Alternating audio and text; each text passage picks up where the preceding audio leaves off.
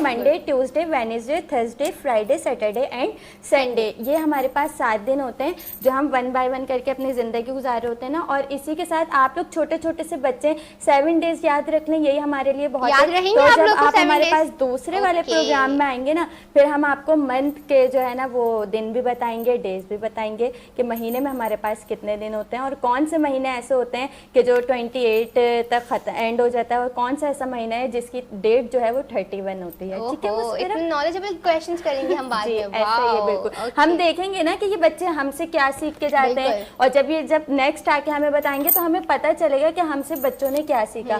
तो आप लोग को याद है कि मैंने एक अच्छी बात आप लोग को बताई थी, अच्छी बात मैंने आप लोग को बताई थी, किसी को याद है कि मैंने क्या बताई थी? शहीर से पूछेंगे कि मैंने कौन सी अच्छी बात बताई थी। सुबह ब्रश करना चाहिए।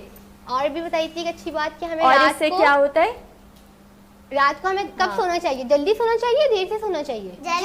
जल्दी सोना चाहिए। और सुबह में हमें जल्दी उठना भी चाहिए। ठीक है। और टीथ ब्रश करने चाहिए। इससे क्या होता है? मैंने क्या बताया था?